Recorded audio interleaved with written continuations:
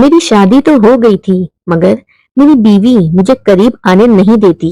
جیسے ہی میں اس کے قریب جاتا وہ رونے لگتی۔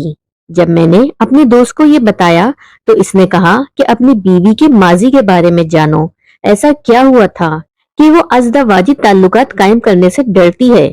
میں بیوی کو اپنے ساتھ میکے لے گیا۔ جب اس کا بھائی اس کے قریب آتا تو وہ کانپنے لگتی۔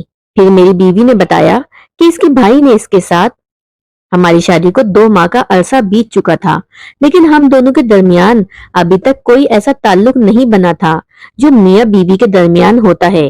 میری ازدواجی زندگی بہت خراب تھی۔ میں جب بھی اپنی بیوی کے قریب جانے کی کوشش کرتا تھا وہ اپنا سانس روک لیتی، جس کے باعث مجھے اس سے دور ہی ہونا پڑتا تھا۔ میں سمجھ ہی نہیں پاتا تھا کہ وہ ایسا کیوں کرتی ہے۔ میں نے کئی بار پیار سے اسے سمجھانا چاہا، اسے بتانا چاہا کہ میرا حق ہے اور یہ میں تم سے وصول کرنا چاہتا ہوں۔ لازم ہے کہ تم مجھے سکون دو، آرام دو، لیکن وہ محض اتنا ہی کہتی تھی کہ میں ابھی ان سب چیزوں کے لیے تیار نہیں، مجھے وقت چاہیے۔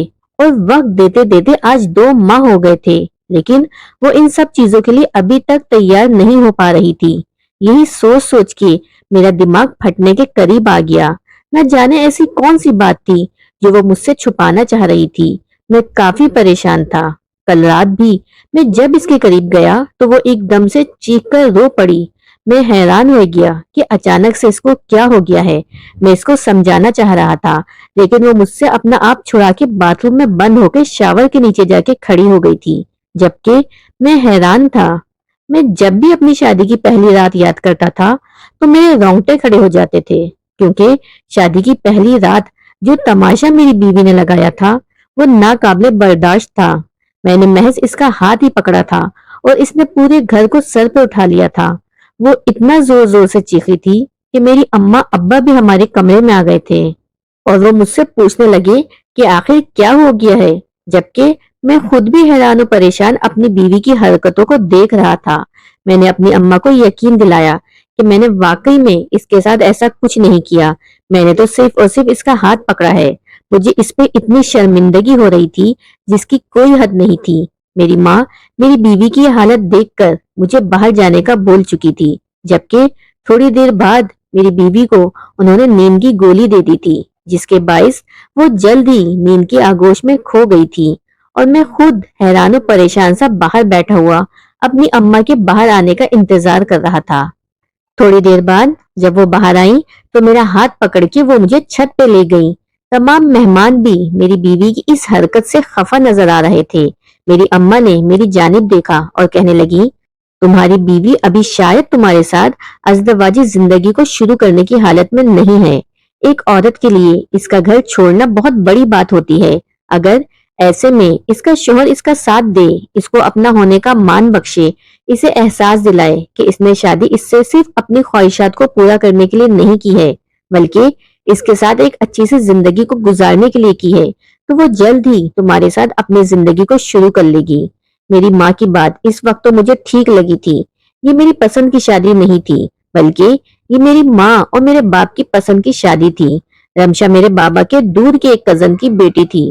میری اماں نے رمشا کو ایک شادی میں پسند کیا تھا۔ اس کے بعد جب وہ رمشا کے گھر والوں کے پاس میرا رشتہ لے کے گئے تو وہ فوراً ہی رضامند ہو گئے تھے اور انہوں نے فوراً ہی ہاں کر ڈالی تھی۔ لیکن اب جب میں نے رمشا کو رضامند نہیں دیکھا تو مجھے بے حد افسوس ہو رہا تھا کہ کاش جب میری اماں نے مجھے کہا تھا کہ تم ایک بار رمشا سے باہر جا کے ملاقات کر لو، اس کو پہچان لو، اس کو جان لو، اس کے بعد اپنی زندگی اس کے ساتھ شروع کرنا، تب مجھے ان کی بات پہ اپنا سر جھکا دینا چاہیے تھا۔ لیکن میں نے ان کو منع کر دیا تھا اور میں نے ان کو یہ بول دیا تھا کہ آپ نے اگر لڑکی پسند کر لی ہے تو مجھے اس پہ کوئی اعتراض نہیں ہے۔ لیکن یہی میری سب سے بڑی غلطی ثابت ہوئی تھی۔ میں شادی کی پہلی رات والے واقعے سے کافی چڑچڑا ہو گیا تھا اور اس واقعے سے کافی ڈر بھی گیا تھا اور میں نے دوبارہ رمشا کے قریب جانے کی کوشش بھی نہیں کی تھی کیونکہ مجھے اپنی عزت بے حد پیاری تھی۔ میرے گھر میں میرا ایک بڑا بھائی بھی رہتا تھا جو کہ شادی شدہ ہے۔ اس کے علاوہ میری چھوٹی کنواری بہنیں بھی موجود تھیں۔ میں اگر ایسی کوئی بھی حرکت کرتا تو میں ان سب کے سامنے اپنی بیوی کی ان حرکتوں کی وجہ سے شرمندہ ہو سکتا تھا۔ لیکن میں نے یہ سوچ لیا تھا کہ میں اب اپنے اماں ابا کے ساتھ اس گھر میں نہیں رہوں گا کیونکہ میں پہلے دن کے واقعے سے ہی یہ بات سمجھ گیا تھا کہ میاں بیوی کے لیے ایک الگ گھر ہونا چاہیے جہاں پر وہ دونوں سکون کے ساتھ زندگی کو گزار سکیں۔ کمپنی کی طرف سے مجھے ایک فلیٹ بھی دیا گیا تھا جس کو فی الحال میں نے یہ کہہ کے منع کر دیا تھا کہ میں ابھی اپنی فیملی کے ساتھ ہی رہنا چاہتا ہوں، لیکن جب میں نے اپنی بیوی کی حرکتیں دیکھی تو فوراً ہی کمپنی سے بات کر کے یہ واپس فلیٹ کی سہولت مانگ لی اور میں اپنی بیوی کے ہمراہ کمپنی کے قریب ہی موجود اس فلیٹ میں آ کے شفٹ ہو گیا تھا۔ اما تو اس چیز پہ خفا تھی، لیکن میری رضامندی پہ انہوں نے بھی سر جھکا دیا تھا۔ میری بھی بیوی میرے ساتھ نہیں جانا چاہتی تھی، اس نے اس چیز کو لے کے بھی کافی شور مچایا تھا۔ میری ماں کے سامنے وہ گھنٹوں بیٹھ کے روئی بھی تھی، مجھ سے بھی دبے لفظوں میں شکایت کرنے کی کوشش بھی کی تھی، لیکن میں نے اس کی ایک فریاد بھی نہیں سنی اور شادی کے تقریباً 15 دن بعد ہی میں اس کے ساتھ ایک الگ فلیٹ پہ جا کے شفٹ ہو گیا تھا۔ اس کے بعد بھی میں نے کئی دفعہ اس کے قریب جانے کی کوشش کی، لیکن تب بھی اس نے مجھے اپنے قریب نہیں آنے دیا، بلکہ اس قدر واویلا مچایا تھا کہ میں خود ہی اس سے دور ہو گیا تھا۔ ہم دونوں کے بیچ کوئی اچھی بات چیت بھی نہیں تھی۔ وہ مجھے کھانا دے دیتی تھی، وہ میرے کپڑے بھی پریس کر دیتی تھی، یا پھر زیادہ سے زیادہ وہ میرے جوتوں کو بھی پالش کر دیا کرتی تھی۔ ہم دونوں کا رشتہ بس کام کی نوعیت تک ہی تھا۔ رمشا مجھ سے بالکل بھی بات چیت کرنا پسند نہیں کرتی تھی۔ میں جب کمرے میں آتا تو وہ لاؤنج میں آ کے بیٹھ جاتی تھی اور میں اس کے پاس بیٹھنا چاہتا تھا تو وہ کمرے میں چلی جاتی تھی۔ یہی سب ہوتے ہوتے ہمیں 2 مہینوں کا عرصہ بھی بیت چکا تھا، لیکن ہم دونوں کے بیچ کچھ بھی ابھی تک نہیں ہوا تھا۔ آج میں آفس پہنچا تو کافی گمسم سا تھا۔ میرے 2-4 دوست جو آفس میں ہی موجود تھے وہ میرے پاس آ کے کئی بار مجھ سے میری اس چپ کی وجہ بھی پوچھ چکے تھے، لیکن میرے پاس بولنے کے لیے ایک لفظ بھی موجود نہیں تھا۔ میری سب سے زیادہ دوستی نعمان سے تھی۔ اس نے جب میری چپ کی وجہ پوچھی تو پہلے تو میں نے اسے ٹالنا چاہا، لیکن جب اس نے زور دیا تو میں نے کچھ سوچ کے اپنی تمام تر کہانی اس کے سامنے کھول کے رکھ دی تھی، جبکہ وہ اب میری تمام باتیں سن کے چپ سا ہو گیا تھا۔ کچھ دیر بعد ہم دونوں کے مابین خاموشی چھا رہی تھی۔ تھوڑی دیر بعد اس نے اپنی گہری سانس لی اور میری جانب دیکھتے ہوئے پوچھنے لگا، تمہاری شادی کو کتنا عرصہ ہو چکا ہے؟ میں نے جھٹ سے اسے جواب دیا، محض 2 مہینے، اور ان 2 مہینوں میں جتنی اذیت میں جھیل چکا ہوں اتنی اذیت میں نے شادی سے پہلے کبھی بھی نہیں جھیلی تھی۔ بلکہ شادی سے پہلے تو میں ایک خوشحال زندگی جینے والا انسان تھا۔ ہر وقت ہر ٹائم میرے چہرے پہ مسکراہٹ رہتی تھی، لیکن جب سے میری شادی ہوئی تھی میرے چہرے سے میری مسکراہٹ جدا ہو چکی تھی۔ میرے دوست نعمان نے میری بات سنی اور کہنے لگا، تو یعنی تمہاری بیوی نے تمہیں ابھی تک تمہارے حقوق نہیں دیے ہیں؟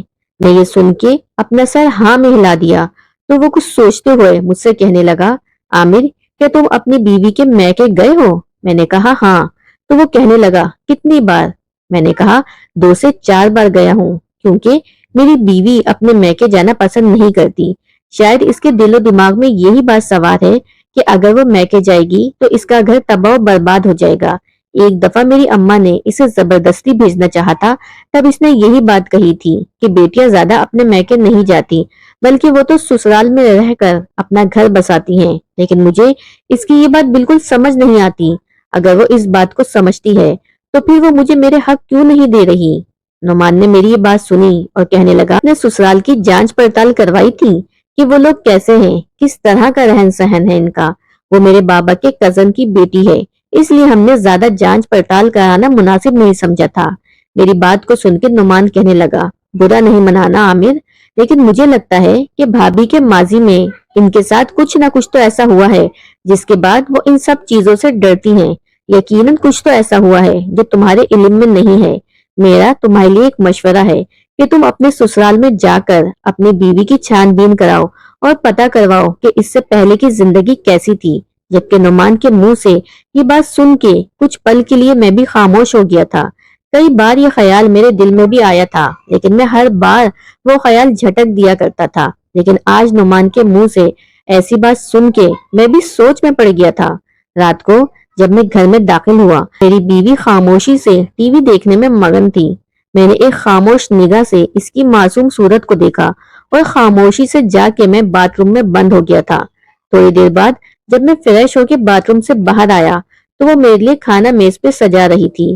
ہم دونوں نے مل کے کھانا کھایا۔ اس کے بعد ہم سونے کے لیے اپنے کمرے میں چلے گئے، جبکہ اس کی حالت کل کی طرح خیر ہو رہی تھی۔ شاید اس کو لگ رہا تھا کہ آج میں پھر وہی حرکت کروں گا، لیکن میں نے بنا اس کی جانب دیکھے بغیر اس کی طرف سے کروٹ بدلی، اور اس کو جب اطمینان ہو گیا کہ میں اس سے کوئی رشتہ نہیں بنانے والا تو وہ خاموشی سے آ کے میرے برابر میں لیٹ گئی تھی۔ اس کے لیٹتے ہی میں بالکل سیدھا ہو گیا تھا اور اس کی جانب دیکھتے ہوئے اس کے سر پہ یہ بمپ چھوڑ چکا تھا کہ کل میں اور تم تمہاری امی کے گھر چلیں گے۔ میرے یہ کہنے کی دیر تھی کہ اس کی سانسیں جو پہلے چل رہی تھی وہ اچانک سے رک گئی تھی۔ وہ میری جانب دیکھتے ہوئے گھبرائی اور مجھ سے کہنے لگی، لیکن ہم وہاں کیوں جائیں گے؟ آپ امی سے جا کے میری شکایت کریں گے؟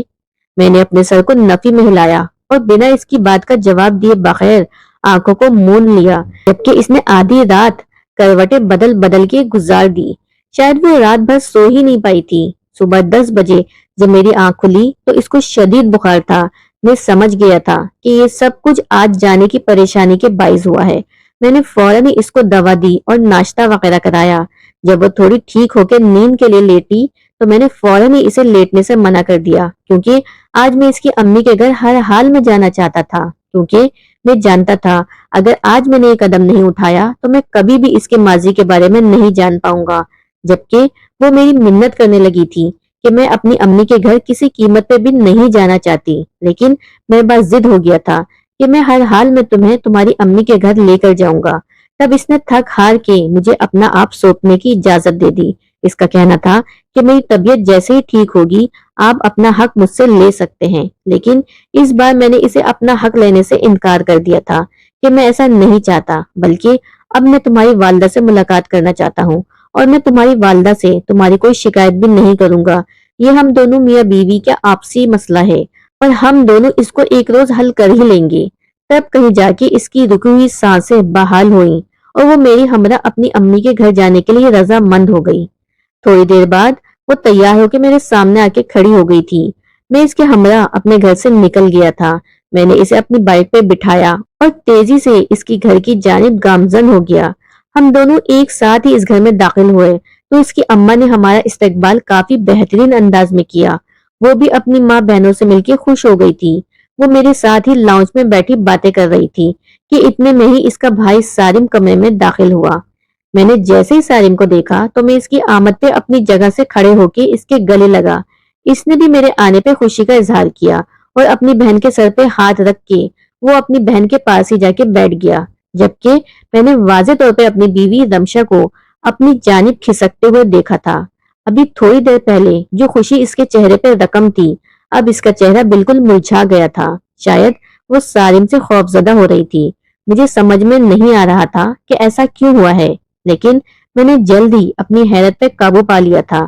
اچانک ہی سارم نے ہنسی مذاق کرتے ہوئے جیسے ہی میری بیوی کے کندھے پہ ہاتھ رکھا تو وہ دبک کے اپنی جگہ سے کھڑی ہو گئی اور گھبراتے ہوئے کہنے لگی، عامر گھر چلیں، مجھے یہاں پہ گھبراہٹ ہو رہی ہے، میری طبیعت خراب ہو رہی ہے، مجھے یہاں نہیں رکنا۔ کہ وہاں موجود تمام لوگوں کے ماتھے پہ پسینے نمودار ہو گئے تھے۔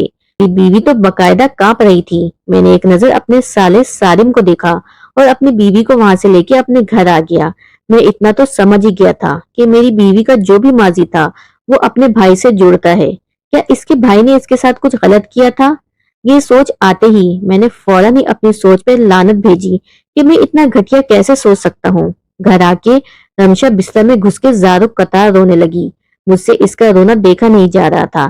میں نے ہمت کر کے اس کی جانب دیکھا اور کہنے لگا، اگر تم نے رونا بند نہیں کیا اور مجھے وجہ نہیں بتائی تو میں تمہارے بھائی سارم کو فون کر کے گھر بلا لوں گا، پھر تو تمہیں بتانا ہی پڑے گا کہ آخر تمہارے ساتھ ایسا کیا ہوا ہے۔ وہ روتے روتے اچانک ہی کمبل ہٹا کے اٹھی اور میرے سینے سے آ کے لگ گئی۔ یہ حرکت میرے لیے کافی حیران کن تھی۔ میں نے فوراً ہی اسے اپنے سینے میں بیچ لیا اور دھیرے دھیرے اس کے سر پہ ہاتھ پھیرنے لگا۔ وہ مجھے روتے روتے کہنے لگی، سارم اچھا انسان نہیں ہے، وہ میرا سگا بھائی نہیں ہے، میں اپنی اماں کی لیپ پالک اولاد ہوں، میرا ماضی بہت ہی بدترین ہے، میں آپ کو قریب اس لیے نہیں آنے دیتی کیونکہ میرے دل میں ایک ڈر، ایک خوف بیٹھا ہوا ہے۔ ایک رات جب اماں اور بابا ایک شادی میں گئے ہوئے تھے تب میں گھر میں اکیلی تھی، بہن بھی اپنے سسرال میں موجود تھی۔ تب سارم بھائی نہ جانے گھر میں کہاں سے آ گئے تھے، مجھے کچھ علم نہیں تھا۔ میں تو کھانا کھا کے سونے کے لیے لیٹ چکی تھی، لیکن اچانک ہی لائٹ جانے کے باعث میں اٹھ کے بیٹھ گئی تھی، لیکن میں نہیں جانتی تھی کہ میرا بھائی جس کو میں بھائی بھائی کہتے تھکتی نہیں تھی وہی بھائی میرے ساتھ زیادتی کر جائے گا۔ اس روز انہوں نے اندھیرے کا فائدہ اٹھا کے میری نسوانیت کو چھین لیا تھا۔ بھائی جیسے پاکیزہ رشتے کو انہوں نے پامال کر دیا تھا۔ اس روز کے بعد سے ہی میں مردوں سے ڈرتی آئی ہوں۔ میں نے یہ بات جب اماں بہن کو بتائی تو انہوں نے مجھے ڈرا دھمکا کے خاموش کرا دیا تھا، کیونکہ میں اپنے گھر والوں کی سگی اولاد نہیں، مجھے کسی دوسرے سے گود لیا گیا تھا۔ انہی وجوہات کی وجہ سے سالم بھائی کا نام خراب نہیں کرنا چاہتے تھے اور اسی وجہ سے انہوں نے جلد سے جلد میری شادی آپ سے کروا دی، لیکن میں اتنی جلدی اپنی زندگی میں کسی دوسرے مرد کو قبول نہیں کر سکتی۔ وہ یہ بول کے پھوٹ پھوٹ کے رو دی، جبکہ مجھے سمجھ نہیں آ رہا تھا میں کیا کروں۔ وہ روتے روتے کہنے لگی، میں جانتی ہوں مردوں کی انا بہت اونچی ہوتی ہے، وہ کبھی بھی کسی صورت بھی استعمال ہوئی عورت کو نہیں اپناتے، اپنا نام نہیں دیتے۔ اگر میں آپ کو اپنے قریب آنے دے دیتی تو یقیناً آپ مجھے چھوڑ دیتے، لیکن میں نے اس کی بات سن کے فوراً ہی اسے اپنے سینے سے لگا لیا تھا اور اپنے ہونے کا مان بخشا تھا۔ میں نے اس سے وعدہ کیا تھا کہ میں تمہیں دنیا کی ہر خوشی سے آراستہ کروں گا، ایک بار بس مجھے موقع دے دو اور اس سالم کو بھی سلاخوں کے پیچھے کرواؤں گا۔ اس کی ہمت کیسے ہوئی ایک معصوم لڑکی کی معصومیت چھیننے کی، لیکن اس نے مجھے ایسا کرنے سے منع کر دیا اور میرے مان بخشنے کی وجہ سے وہ میرے ساتھ اپنی ازدواجی زندگی شروع کر لی۔ میں نے اسے پل پل اس بات کا احساس دلایا تھا کہ وہ میرے لیے کتنی اہم ہے، اور کچھ ہی دنوں میں ہمارے تعلقات بہتر سے بہترین ہو گئے تھے۔ اب میں رمشا کے ہمراہ کافی خوشگوار زندگی بسر کر رہا ہوں۔